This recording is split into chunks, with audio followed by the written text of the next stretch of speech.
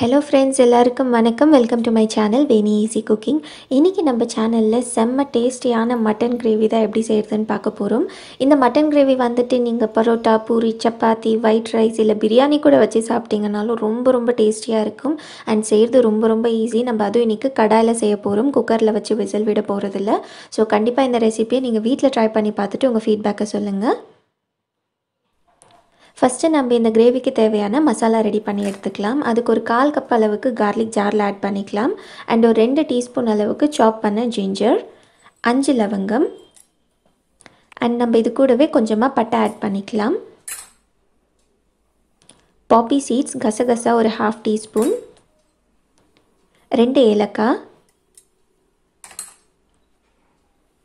And கடலை add பண்ணுறேன் நான் ஒரு 1/4 கப் அளவுக்கு. உங்களுக்கு கடலை வேண்டான்னா கேஷ்யூ நட் கூட நீங்கள் ஆட் பண்ணிக்கலாம். அண்ட் 1/2 கப் அளவுக்கு வாஷ் பண்ண புதினா அண்ட் 1/2 கப் அளவுக்கு கொரியாண்டர் லீவ்ஸ் நான் ரெண்டுமே நல்லா வாஷ் பண்ணி வச்சுருக்கேன். இப்போ இது கூட ஒரு 1/4 கப் அளவுக்கு தண்ணி ஆட் பண்ணி நல்ல ஃபைனான பேஸ்ட் ஆகிற வரைக்கும் அரைச்சி எடுத்துக்கலாம். பாருங்கள், மசாலா இந்த அளவுக்கு நான் ஃபைனாக அரைச்சி எடுத்திருக்கேன். இதை இப்போ நம்ம சைடில் எடுத்து வச்சுட்டு கோகோனட் மில்க் எப்படி ரெடி பண்ணுறதுன்னு பார்க்கலாம். ஒரு ஜாரில் 1 கப் அளவுக்கு கோகோனட் ஆட் பண்ணிக்கோங்க. அது கூடவே 1/2 கப் அளவுக்கு தண்ணி ஆட் பண்ணி இதை நல்லா ஃபைனாக நம்ம அரைச்சி எடுத்துக்கணும். ஒரு 2 to 3 மினிட்ஸ் நல்லா கிரைண்ட் பண்ணி எடுத்துக்கோங்க.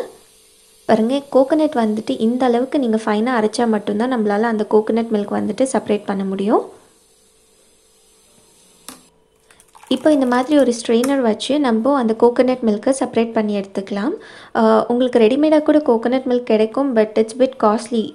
ஒரு தேங்காவே 25 ருபீஸ் தான். பட் கோகோனட் மில்க் வாங்கினீங்கன்னா உங்களுக்கு கொஞ்சம் காஸ்ட்லியாக இருக்கும். ஸோ ஒரு தேங்காய் இருந்தாவே நீங்கள் ஈஸியாக அப்ராக்சிமேட்லி ஒரு 1.5 கப் அளவுக்கு இந்த மாதிரி கோகோனட் மில்க் வீட்டில் ரெடி பண்ணிக்கலாம். இதை இப்போ நம்ம சைடில் எடுத்து வச்சிடலாம்.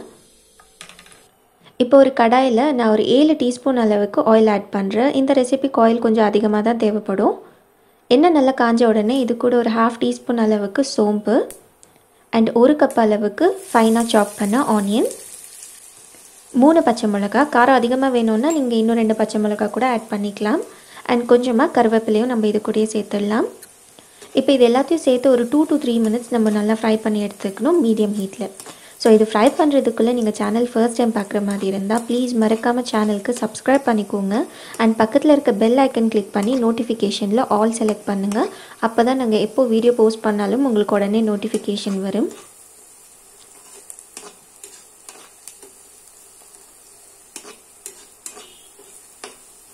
பாருங்கள், ஆனியன் வந்துட்டு நல்லா ஃப்ரை பண்ணியாச்சு. இப்போ இது கூட நம்ம 1 டீஸ்பூன் அளவுக்கு டர்மரிக் பவுடர் ஆட் பண்ணிக்கலாம். அண்ட் நான் கொஞ்சமாக சால்ட் ஆட் பண்ணுறேன் இது கூட. இப்போ இது ரெண்டையும் சேர்த்து நம்ம ஒரு 1 மினிட்க்கு ஆயிலில் நல்லா ஃப்ரை பண்ணி எடுத்துக்கணும். நம்ம போட்ட அந்த மஞ்சள் பொடியோட ரா ஸ்மெல் போகிற வரைக்கும் நம்ம ஃப்ரை பண்ணிக்கலாம். மீடியம் ஹீட்டில் ஃப்ரை பண்ணிக்கோங்க. பாருங்கள், மஞ்சள் பொடி போட்டு நல்லா ஆனியன் ஃப்ரை பண்ணியாச்சு. இப்போ இது கூட நம்ம 1 kg அளவுக்கு மட்டன் ஆட் பண்ணிக்கலாம். நான் போன்லெஸ் எல்லாம் ஆட் பண்ணல, போனோட தான் ஆட் பண்ணுறேன். எப்பயுமே கிரேவி எல்லாம் செய்யக்குள்ள நீங்கள் அந்த மட்டன் வந்துட்டு போனோட ஆட் பண்ணிங்கன்னா தான் டேஸ்ட் ரொம்ப நல்லாயிருக்கும். இப்போ இது எல்லாத்தையும் சேர்த்து நம்ம ஒரு வாட்டி நல்லா மிக்ஸ் பண்ணி எடுத்துக்கலாம்.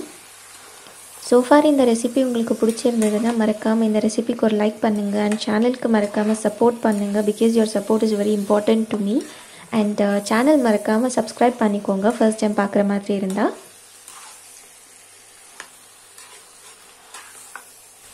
பாருங்கள், எல்லாத்தையும் சேர்த்து நான் நல்லா மிக்ஸ் பண்ணிவிட்டேன். இப்போ மூடி போட்டு ஒரு 5 to 6 மினிட்ஸ் நம்ம இதை அப்படியே வேக விட்டுடலாம். நம்ம சால்ட் போட்டிருக்கிறதால மட்டனில் இருக்க தண்ணி விட்டு வரும். ஸோ அது வரைக்கும் வேக வச்சு எடுத்துக்கோங்க. பாருங்கள், ஒரு 5 to 6 மினிட்ஸ் மூடி போட்டு வேக வச்சோன்னா அந்த மட்டனில் வந்துட்டு தண்ணி விட்டு வரும். ஸோ இந்த அளவுக்கு வெந்ததுக்கப்புறமா நம்ம இன்னொரு தடவை இதை நம்ம நல்லா மிக்ஸ் பண்ணி எடுத்துக்கலாம். பாருங்கள், நான் ஒரு வாட்டி நல்லா மிக்ஸ் பண்ணிவிட்டேன். இப்போ திருப்பி மூடி போட்டு இன்னொரு 5 மினிட்ஸ் நம்ம இதை நல்லா வேக வச்சு எடுத்துக்கலாம். 5 மினிட்ஸாக நல்லா வெந்துடுச்சு. இப்போ மூடி ஓப்பன் பண்ணி பார்க்கலாம். உங்களுக்கு பார்த்தாலே தெரியும் மட்டன் வந்துட்டு பாதி நல்லா வெந்துடுச்சு. இப்போ இது ஒரு தடவை நல்லா மிக்ஸ் பண்ணி விட்டுடலாம். எப்பயுமே மட்டன் வேகிறதுக்கு கொஞ்சம் எக்ஸ்ட்ரா டைம் எடுக்கும். இப்போ இது கூட நான் 1.5 கப் அளவுக்கு டொமேட்டோ ஆட் பண்ணுறேன். நல்லா ஈவனாக இந்த மாதிரி டொமேட்டோ போட்டுக்கோங்க. டொமேட்டோ வந்துட்டு ஆன அளவுக்கு நல்லா ஃபைனாக சாப் பண்ணிக்கோங்க. பெருசாக போட்டுட்டிங்கன்னா வேகாது, அப்புறம் டேஸ்ட் வந்துட்டு நல்லா இருக்காது.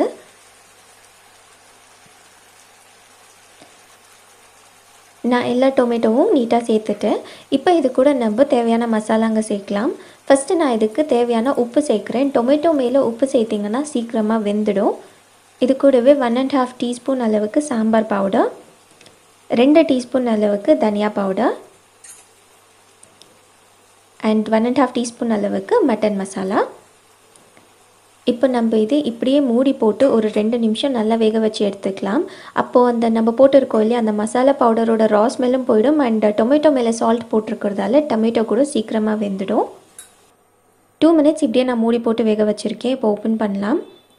உங்களுக்கு பார்த்தாலே தெரியும் டொமேட்டோ வந்துட்டு வெந்திருக்கு. இந்த டைமில் நம்ம அரைச்சி வச்சோம் இல்லையா, அந்த மசாலாவும் இது கூடவே சேர்த்துடலாம். மசாலா சேர்த்ததுக்கப்புறமா இது எல்லாத்தையும் சேர்த்து மிக்ஸ் பண்ணி ஒரு 5 மினிட்ஸ் நம்ம இதை நல்லா குக் பண்ணி எடுத்துக்கணும். இந்த மசாலாவோட ரா ஸ்மெல் போகணும் அண்ட் இந்த கிரேவி கூட கொஞ்சம் டார்க்காக டர்ன் ஆகும். அது வரைக்கும் நீங்கள் இதை மீடியம் ஹீட்டில் குக் பண்ணிக்கோங்க. இதே மாதிரி நிறைய ரெசிபீஸ் பார்க்கணுன்னா மறக்காமல் இந்த ரெசிபிக்கு ஒரு லைக் பண்ணுங்கள்.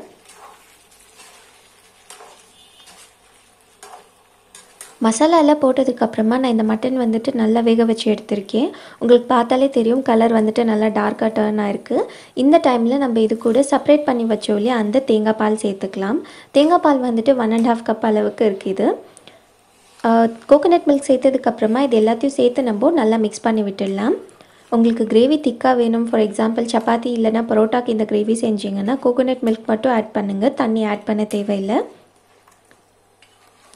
நான் இன்றைக்கி ஒயிட் ரைஸுக்கு தான் இந்த கிரேவி செய்கிறேன். ஸோ அதனால் எனக்கு கொஞ்சம் கிரேவி அதிகமாக தேவைப்படுது. அதனால் நான் இது கூடவே 1½ கப் அளவுக்கு தண்ணி ஆட் பண்ணுறேன். தண்ணி எல்லாம் சேர்த்ததுக்கப்புறமா இது எல்லாத்தையும் சேர்த்து நம்ம ஒரு தடவை நல்லா மிக்ஸ் பண்ணிவிட்டு ஒரு 10 to 15 மினிட்ஸ் நம்ம இதை நல்லா வேக வச்சு எடுத்துக்கணும். யூஸ்வலாக குக்கரில் செஞ்சோன்னா கொஞ்சம் சீக்கிரமாக ஆகிடும். பட் ஆனால் மட்டனோட டேஸ்ட் வந்துட்டு இந்த மாதிரி பாட்டில் வச்சோன்னா தான் டேஸ்ட் நல்லாயிருக்கும். பாருங்கள் 10 to 15 மினிட்ஸ் நல்லா இந்த மாதிரி மீடியம் ஹீட்டில் வேக வச்சிங்கன்னா உங்களுக்கு சைட்லலாம் நம்ம போட்டு அந்த ஆயில் வந்துட்டு பிரிஞ்சு வரும். இந்த அளவுக்கு மட்டன் நல்லா வேகணும், அப்போ தான் டேஸ்ட் நல்லாயிருக்கும். இது வந்துட்டு நீங்கள் சூடாக அப்படியே சர்வ் பண்ணலாம். லாஸ்ட்டாக நீங்கள் வேணும்னா இது மேலே கொஞ்சமாக கொத்தமல்லி அண்ட் புதினாவை கார்னிஷ் பண்ணி நீங்கள் சர்வ் பண்ணலாம். ஆனால் நான் ஆல்ரெடி எல்லாமே அரைச்சி சேர்த்ததால் நான் லாஸ்ட்டாக கொத்தமல்லி புதினா எதுவுமே சேர்க்கல. ஸோ இந்த கிரேவி வந்துட்டு இப்போ சூப்பராக ரெடி ஆயிடுச்சு.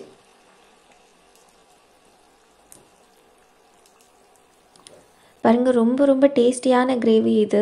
This is one gravy for everything. Like இந்த கிரேவி செஞ்சிங்கன்னா நீங்கள் சப்பாத்தி, தோசா, பூரி, ஒயிட் ரைஸ் ஒரு பிரியாணி எது கூட வேணாலும் சர்வ் பண்ணலாம். உங்ககிட்ட மட்டன் இல்லைன்னா நீங்கள் அப்படியே சிக்கன் வச்சு கூட இதை நீங்கள் ட்ரை பண்ணலாம். அவ்வளோ டேஸ்டியான ஒரு ரெசிபி. ஸோ உங்கள் எல்லாருக்கும் பிடிச்சிருக்குன்னு நினைக்கிறேன். இதே மாதிரி வேற ஒரு ரெசிபியோடு பார்க்கலாம். Until then take care and மறக்காமல் ப்ளீஸ் சேனல் சப்ஸ்கிரைப் பண்ணிக்கோங்க.